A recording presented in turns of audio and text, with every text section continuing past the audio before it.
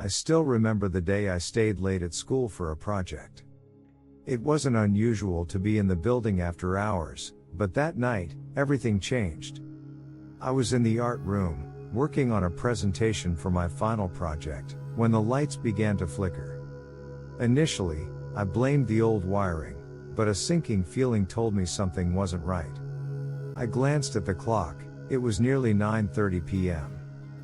The school was supposed to be empty, but I couldn't shake the feeling that I wasn't alone.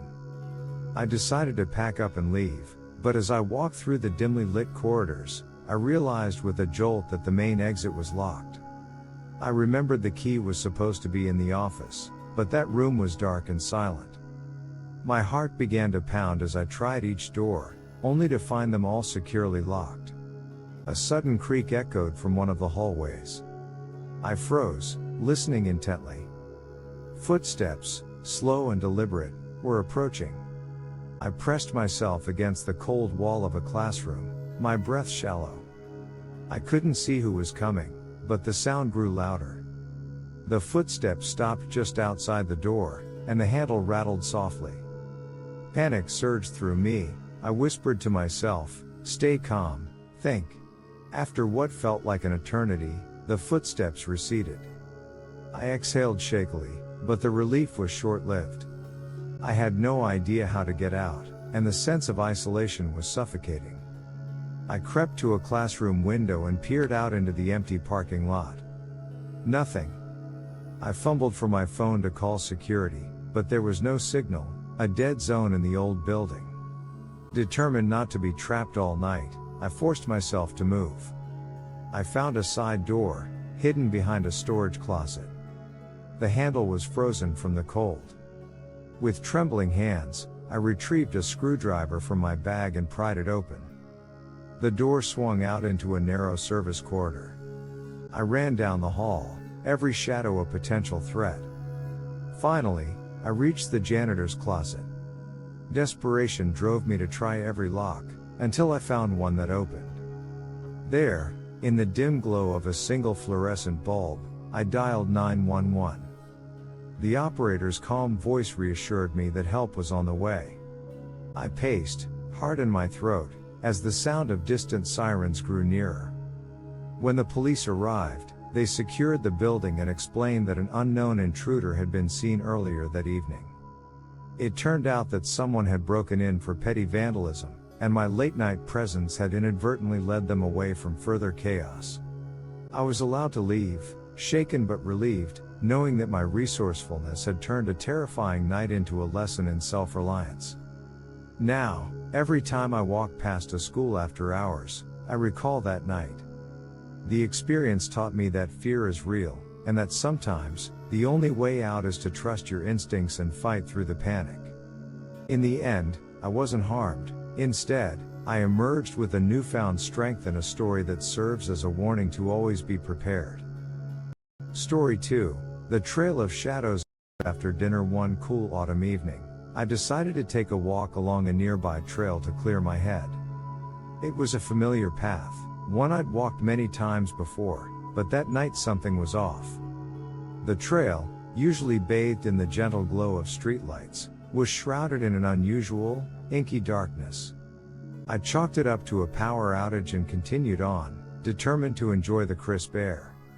As I strolled, the crunch of leaves underfoot sounded louder than usual, echoing in the still night. The silence was heavy, oppressive, a stark contrast to the lively chatter of the nearby diner where I had eaten.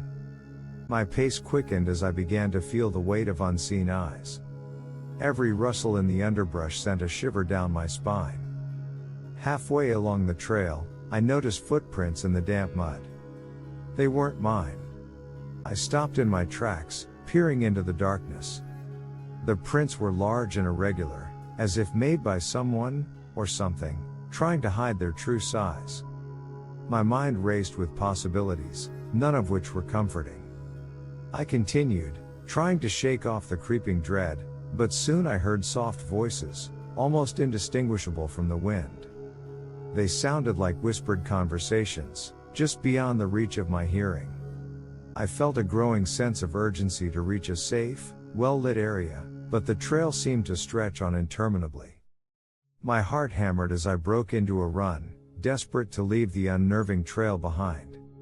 I took a shortcut that I rarely used, hoping it would lead me back to the main road. Every step was a struggle against the paralyzing fear that I was being followed. I could feel the presence of another person, lingering just at the edge of my vision. Finally, I emerged onto a busy street. The floodlights of passing cars and the hum of urban life washed away the terror. I stopped to catch my breath, my body trembling with adrenaline. Later, when I recounted the experience to a friend, they revealed that the trail had recently been the site of several mugging incidents. I realized then that the voices, the footprints, they were all real warnings. I had escaped a potentially dangerous encounter by sheer luck and quick thinking. The relief I felt was immense, mixed with a lingering shock that I had been so close to harm. That night on the trail taught me to trust my instincts and never underestimate the risks lurking in the darkness. Story 3. Motel of Uncertain Shadows. I had been driving for nearly 12 hours when I finally decided to pull over for the night at a roadside motel. It was a rundown establishment with flickering neon signs and peeling paint, a place you'd only choose when you had no other option. I was exhausted and just needed a room for a few hours of sleep. Upon arrival, the receptionist greeted me with a forced smile that did nothing to ease my fatigue. The lobby was sparse, with outdated furniture and a persistent hum from the old air conditioner. I was given a key to room 307 and directed upstairs with curt instructions. The hallway was dimly lit and smelled faintly of mildew.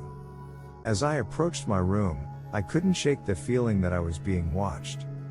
I dismissed it as fatigue and nerves, but the sensation lingered. I unlocked the door and stepped inside. The room was small and functional, but nothing about it felt welcoming. I set my bag down and tried to relax, convinced that sleep would quickly erase the creeping unease. Hours passed, and despite the weariness, I lay awake, listening to the strange creaks and groans of the old building. Then, around 3 a.m., I heard a low murmur coming from the hallway.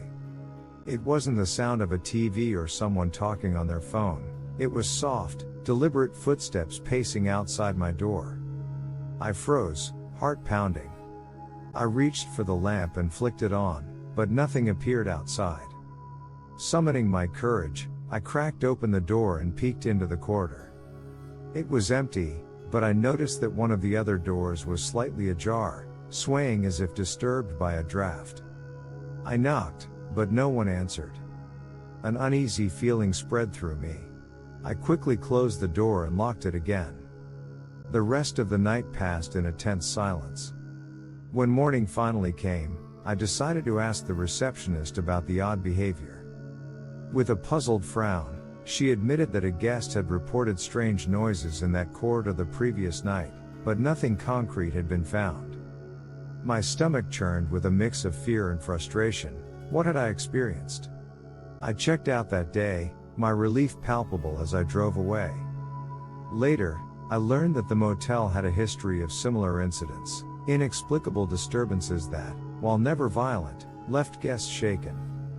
In a twist that still shocks me, a few weeks after my stay, a local news report revealed that the motel was under investigation for safety violations and poor security, following numerous complaints from wary guests.